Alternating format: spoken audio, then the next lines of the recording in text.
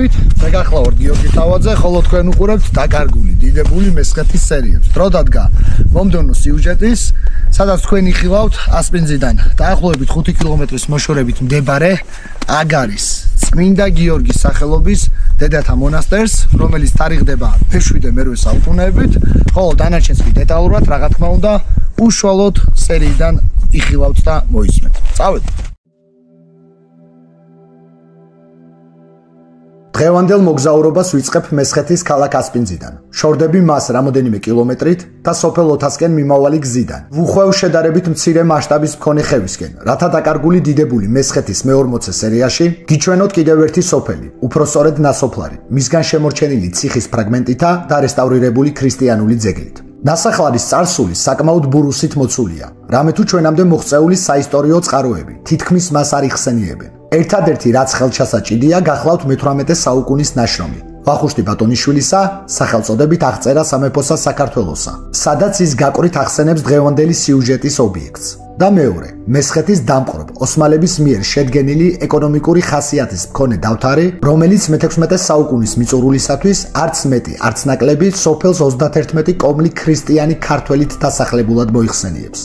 ასპინძის თავს და აგარის ბოლოს არც ციხე კლდესა ზედა შენი. ეს ვახუშტისეული ჩანაწერია, რომლის ციტირება 35 სერიაშიც მოვახდინე, როდესაც საუბრობდი ასპინძის ციხის შესახებ. ხოლო ამ შემთხვევაში ეს კონკრეტული წინადადება მნიშვნელოვანია იმით, რომ ციხის მდებარეობის აღწერისას ნახსენებია დასახლება სახელწოდებით აგარა. აგარა, როგორც სახელი, საკმაოდ გავრცელებული იყო და ბევრ ალაგს ერქვა როგორც მესხეთის, ასევე სრულიად საქართველოს ტერიტორიაზე. ვინც თვალს ადევნებთ ჩემს სიუჟეტებს, გემახსოვრებათ 2024 წლის ეგიდით ატვირთული სერიებიდან ორგან ფიგურირებდა ადგილი აგარის სახელწოდებით. ერთი ნიალას ყურეში, ანუ ჯავახეთის ზეგანის გაგრძელებაზე აწუყვე ნასოფლარი და მეორე ურავლის ხეობაში, მოქმედი აგარის მამათა მონასტერი. ვახუშტის მიერ ნახსენები აგარა და დღევანდელი ნასოფლარის ტერიტორია გეოგრაფიული მდებარეობიდან გამომდინარე შეიძლება იდენტურად ჩავთვალოთ. ხოლო გურჯისტანის ვილაიეთისეული დავთვრიდან, ამ სახელით შეტანილი არაერთი სოფლიდან აღმოსავლეთ მცოდნე სერგი ჯიქია გამოყოფს დასახლება აგარას აღწერილს ოთარაშენ ჩაირითურთ. ამ უკანასკნელიდან კიდევ ერთხელ ვწმუნდებით, რომ არათუ აგარა მოქმედი სოფელია, არამედ ასევე მისი კუთვნილებაა სათიბი ტერიტორია სახელწოდებით ოთარაშენი. მე-16 საუკუნის აგარის მაცხოვრებლებს ზანდარა მაცხონასძეს, პაპუნა ასმანასძეს, ასითა სარგისისძეს, დემეტრე მამისასძეს, მაცაცა იმანასძეს, მახარებელ კუპარასძეს, რომანოზ მოდელს და სხვებს მოჰყავთ ხორბალი, ქერი, ჭვავი, ფეტვი, ეწევიან მეფუტკრეობას, მებაღეობას, ჰყავთ ღორი, ცხვარი და ამ ყველაფრისათვის ოსმალეთის იმპერიის წინაშე იხდიან 16600 აღჩას.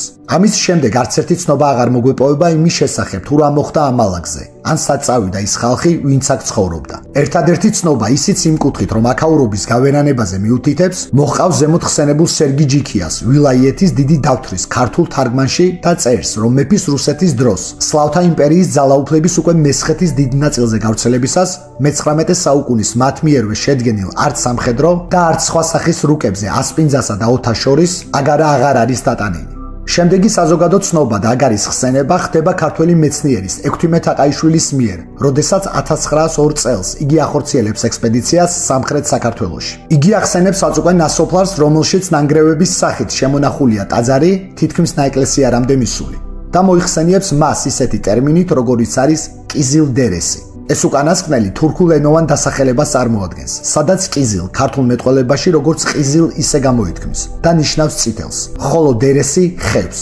შესაბამისად ის ეკლესია, რომელსაც თქვენ ახლა კადრში ხედავთ და 21 საუკუნეში მოიხსენიება როგორც აგარის წმინდა გიორგის სახელობის ტაძარი, მასთან გაშენებული დედათა მონასტრით, მე-20 საუკუნისათვის ექვთიმეს ხვდება ყიზილ დერესის ეკლესიის სახელით. თაყაიშვილის მოგზაურობიდან ზუსტად 30 წლის შემდეგ უკვე გიორგი ბოჭორიძე მართავს ექსპედიციას მესხეთის გარკვეულ ტერიტორიაზე და ისიც ახსენებს ნასოფლარში მდებარე სამლოცველოს. მაგრამ განსხვავებით ექვთიმესაგან ბოჭორიძემ იგი ჩაიწერა როგორც ქილისა დერესი. თუ შევადარებთ ორი გამოჩენილი ქართველი მეცნიერის მიერ მე-20 საუკუნის დასაწყისისათვის გაკეთებულ ჩანაწერებს ნასოფლარ აგარის ტერიტორიაზე შემორჩენილ ერთადერთ მიწისზედა ძეგლზე, ვიღებთ იმას, რომ სახელწოდებაში, რომელიც ორი სიტყვისაგან შედგება, ექვთიმესეულ ვარიანტში გვაქვს ყიზილ, იგივე ყიზილ, ხოლო ბოჭორიძისეულში ქილისა. რაც შეეხება მეორე ნაწილს დასახელებისას, ორივე მეცნიერის შემთხვევაში იდენტურია და წარმოადგენს დერესს. თუ ზემოთ ხსენებული როგორც ერთი ისე მეორე ოსმალური წარმომავლობის სახელებს თარგმნით და შევადარებთ ერთმანეთს, შემდეგ მოცემულობას მივიღებთ. პირველი თაყაიშვილისეული ყიზილ დერესი ითარგმნება როგორც წითელი ხევი, ხოლო მეორე გიორგისეული ჩანაწერი ქილისა დერესი ნიშნავს ტაძრის ხევს.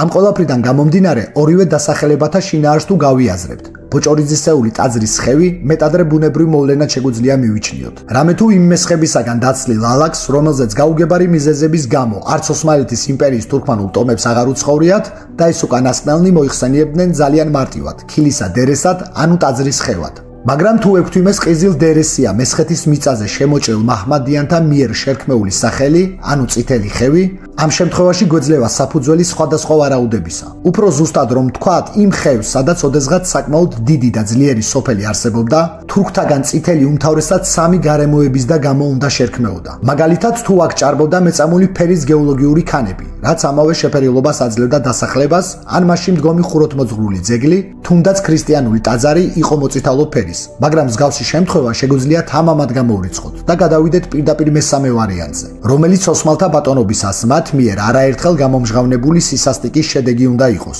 და არც თუ დაბალია იმის ალბათობა, რომ თურქებს თითქმის სამსაუკუნოვანი ბატონობის პერიოდში ჯერ კიდევ აგარის სოფლად ყოფნისას მოეწყოთ მასშტაბური სისხლის ზღვრა ამ ალაგზე, რაც რა თქმა უნდა მყისიერად გამოიწვევდა ამ ადგილის გავერანებას. და თუ ეს თეორია ჭეშმარიტებასთან ახლოსაა, მაშინ იმის თქმაც შეიძლება, რომ იმდენად ტრაგიზმით იყო სავსე აქაურობის ამბავი, რომ ეთნიკურად თურქები, რომლებიც მტაცებლებივით იჭრებოდნენ უკლებლივ ყველა ქართულ სოფლებში და უპრობლემოდ ითვისებდნენ მესხურ კერებს, მათ არათუ აგარაში ბინა არ დაიდეს, არამედ მიიჩნიეს ის ვერანა ადგილად, რომელსაც ორი სიტყვით, ყიზილ დერესად, ანუ სისხლიან ხევად იხსენიებდნენ.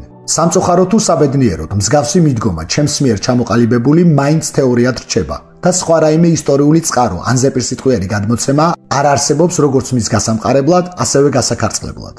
ახლა კი განვიხილოთ აგარის წმინდა გიორგის სახელობის ტაძარი, რომელიც დედათა მონასტრის მთავარ სამლოცველოს წარმოადგენს. თავდაპირველად გეტყვით იმას, რომ ეკლესია წარმოადგენს დარბაზული სტილის ნაგებობას და მისი აგების თარიღად სახელდება მე-7-მე საუკუნეები. ტაძრის წმინდა გიორგის სახელზე კურთხევა და დედათა მონასტრის დაარსება ხდება 21 საუკუნეში, კერძოდ კი 2005-2006 წლებში. რა დროიდანაც სამონაზვნო ცხოვრების დანერგვით იწყება საუკუნეთა განმავლობაში ნასოფლარად ქცეული აგარის გამოღვიძებისა და მისი ქრისტიანული კუთხით გაცოცხლების პროცესი.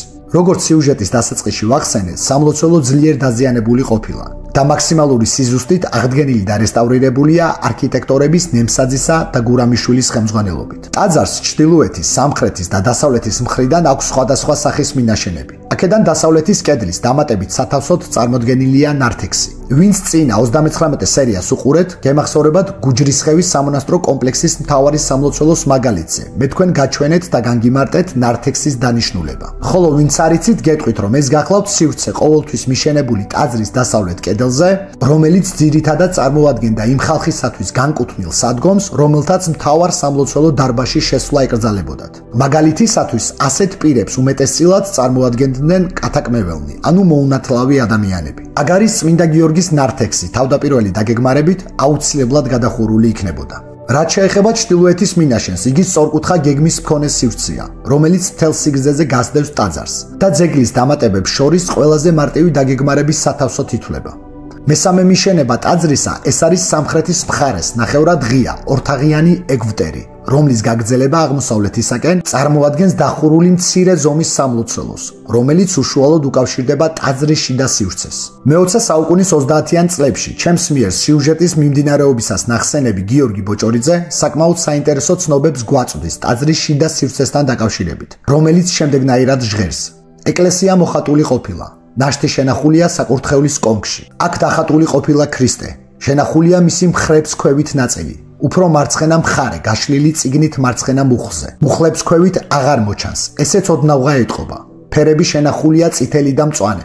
ქრისტეს მარცხნივ სამხრეთით შენახულია ნათლისმცემლის თავი მხრებამდე, ისიც დაზიანებული. ჩანაწერიდან, რომელიც შეტანილია ბოჭორიძის მიერ მისსავე წიგნში სახელწოდებით მოგზაურობა სამცხე-ჯავახეთში, ვიგებთ იმ უნიკალური ფერწერის არსებობაზე, რომელიც იმდროინდელი მდგომარეობით აგარის თაღს ჩამოქცეულ ეკლესიის მთავარ სამლოცველო დარბაზში, საკურთხევლის კონქში, ანუ ნახევარ გუმბათში მართალია არც თუ მკაფიოდ, მაგრამ მაინც აღქმადია. სამწუხაროდ, როგორც თქვენ კადრშიც ხედავთ, ეს ჯერ კიდევ სუსტად მოკიაფე ხატწერა საბოლოოდ გაქრა და აღარ დასალდა აღდგენილიყო ისე როგორც სხვა ბევრი დეტალი აღდგა ამ სალოცავისა.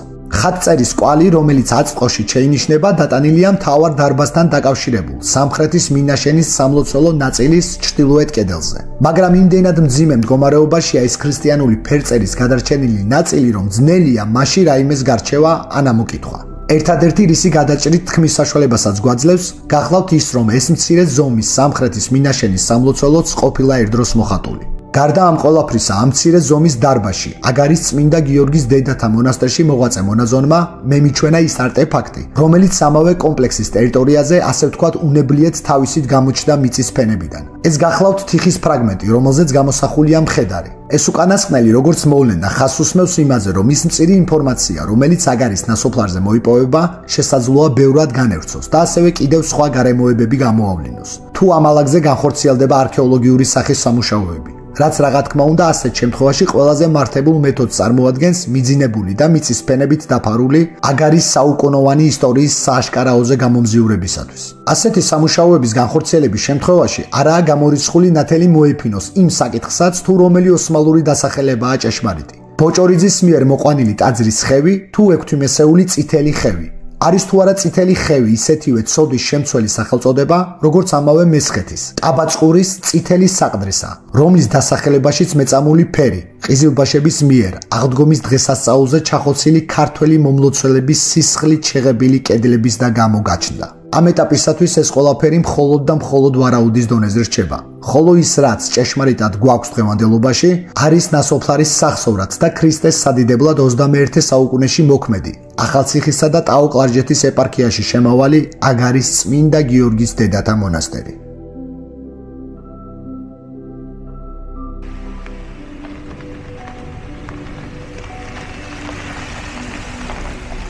დღევანდელი სერიაც დასასრულს მივახოლდა, რაც ნიშნავს იმას, რომ დრო მოვიდა დამშვიდობების, რა თქმა უნდა, მომდევნო ახალ სიუჟეტამდე, ხოლო ვისაც მოგწონთ ჩემს მიერ შემოთავაზებული სერიები დაკარგული დიდებული მესხეთის შესახებ, აუცილებლად გამოიწერეთ არხი და ერთად უყუროთ მომდევნო კიდევ არაერთ ახალ სიუჟეტს მესხეთის შესახებ. დროებით